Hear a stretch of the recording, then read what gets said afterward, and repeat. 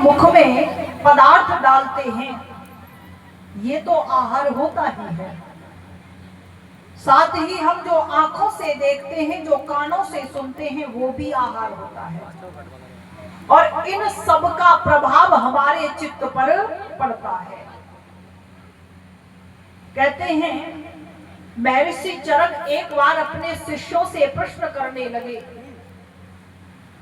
कहने लगे कि बताओ रोगी कौन नहीं होता। तो उनके शिष्य उत्तर देने लगे। किसी ने उत्तर दिया, गुरुदेव जो रोजाना व्यायाम करे वो रोगी नहीं होगा। किसी ने कहा जो रोजाना फलों का सेवन करे वो रोगी नहीं होगा। लेकिन महर्षि चरक संतुष्ट नहीं हुए।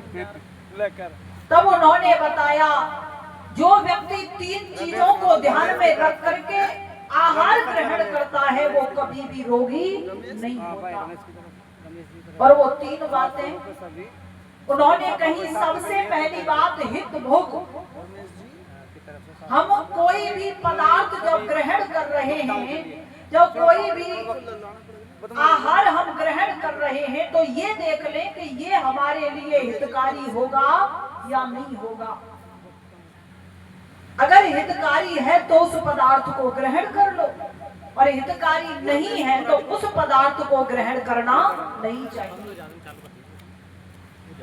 अच्छा, आजकल क्या प्रचलन चल रहा है?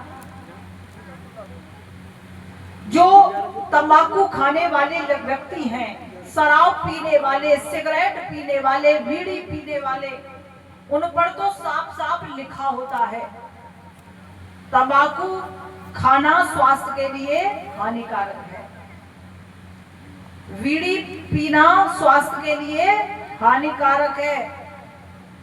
उन पर साफ साफ लिखा है, फिर भी क्या किया जा रहा है जी?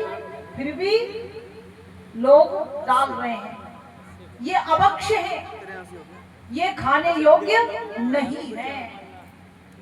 उसके बाद भी हम डाल रहे हैं तो फिर क्या होगा? रोगी बनेंगे हम।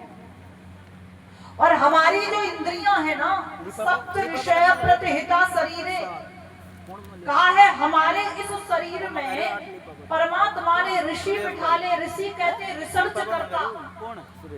जब कोई भी खाद्य पदार्थ हमारे सामने आता है तो सबसे पहले हमारी आंख ऋषि देखते हैं।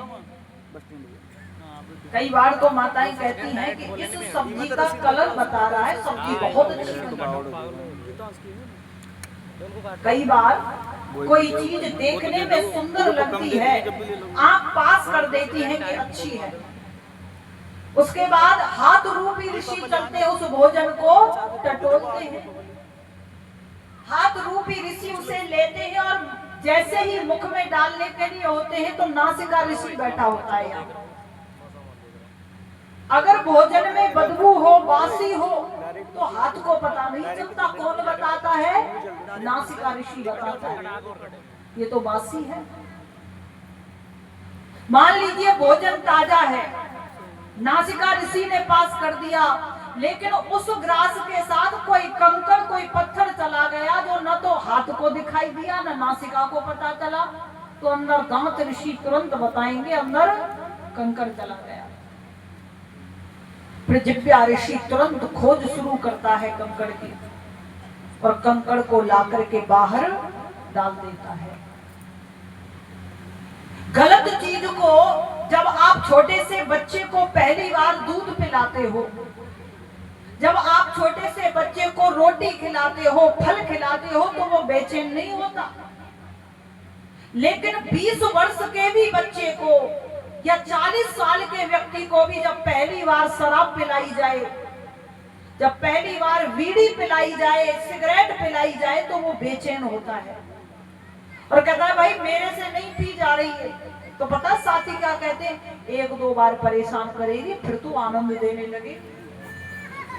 जबरदस्ती पिलाया जाता है उसे, फिर क्या होता है? जिस ऋषि के साथ हम अन्याय करेंगे हमारा वो ऋषि मर जाएगा, फिर अपना काम करना बंद कर देगा और हम रोगी बनते चले जाते हैं। इसीलिए कहा हित भुग वही पदार्थ शरीर में डालो जो हितकारी है। दूसरी बात कही गई मित भुग, जितने की जरूरत है उतना डालो, जरूरत से ज्यादा डालोगे तो भी बीमार हो जाओगे और कम रखोगे तो भी रोगी बन जाओगे। और तीसरी बात और भी कही गई ऋतु भुग, ऋतु के अनुकूल, जो पदार्थ परमात्मा ने जिस ऋतु में बनाया उसी ऋतु में उसका सेवन करो। जैसे खीरा गर्मी के लिए बनाया, सर्दी में खाओगे तो रोग बनेंगे। जैसे बाजरा गर्मी के लिए नहीं सर्दी के लिए, और गर्मी में खाने लगे तो रोग पैदा होगा, बीमार हो जाएंगे।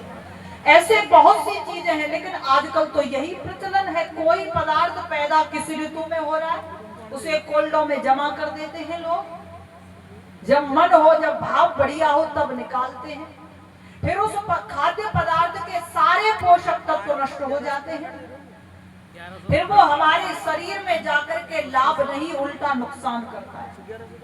इसीलिए हम रोगी बनते चले जा रहे हैं। पशुओं को देखो, पशुओं में जो रोग 100, 200, 400 साल पहले थे वही अब है, नए रोग शायद ही कोई आया हो। और मनुष्य दिन रात नए नए रोग आ रहे हैं, दिन रात, क्योंकि मनुष्य का खान पान बिगड़ गया, आहार बिगड़ गया। जहां आहार के बिगड़ जाने से हमें शारीरिक अनेक हानि है, मुख के आहार के बिगड़ने से, वहीं पर हमारे शास्त्रों में कहा बुद्धि लुम्पद यद द्रव्यम मदकारी तद उच्यते, जो हमारी बुद्धि का नाश करने वाले पदार्थ हैं उन पदार्थों का सेवन कभी भी करना नहीं चाहिए। पर हमने पहले भी कहा जो हम मुख में डालते हैं वो भी आहार होता है, जो आंखों से देखते हैं वो भी आहार है, और जो कान से सुनते हैं वो भी आहार है। इन सब का प्रभाव हमारे चित्त पर पड़ता है। जब ये अशुद्ध होता है तो चित्त भी अशुद्ध हो जाता है, अंतःकरण अशुद्ध हो जाता है। और जब अंतःकरण अशुद्ध होगा तो हमारी बुद्धि पवित्र हो ही नहीं सकती। आज हमारी जिह्वा, हम अपनी इंद्रियों के ऐसे दास बने, केवल बीड़ी शराब सिगरेट तक सीमित नहीं रहे, आज तो मांसाहार बढ़ता जा रहा है। ऐसा बताया जा रहा है कि विश्व में सबसे ज्यादा भारत से मांस जाता है, सबसे ज्यादा, और जाता ही नहीं, लोग खाते भी हैं इस देश में। ऐसे जिह्वा के दास बन गए हम, दूसरे प्राणियों की गर्दन काटने लगे। हम दूसरे प्राणियों की गर्दन अपनी जिह्वा के दास बनकर कुछ देर के, लोग कहते हैं जी शारीरिक बल मिलता है, बलवान बनने के लिए मांस खाना पड़ता है। अच्छा विचार करो, बादाम काजू किशमिश ये परमात्मा ने ऐसी ऐसी चीजें बनाई, व्यक्ति यदि इनका सेवन करे, प्राचीन काल में ऋषि महर्षि मांस थोड़े खाते थे, हमारे वो पूर्वज क्या मांस ही थोड़े ही खाते थे, जिनकी उम्र महाभारत उठाओ आप 200 वर्ष 150 वर्ष, और आज खूब व्यक्ति का खान पान बिगड़ रहा है, लेकिन आयु घटती जा रही है। इसीलिए कवि ने कहा है बनाए अन्न दूध मिष्ठान मेवा फल सब्जी पकवान, तेरा दुनिया में इंसान फिर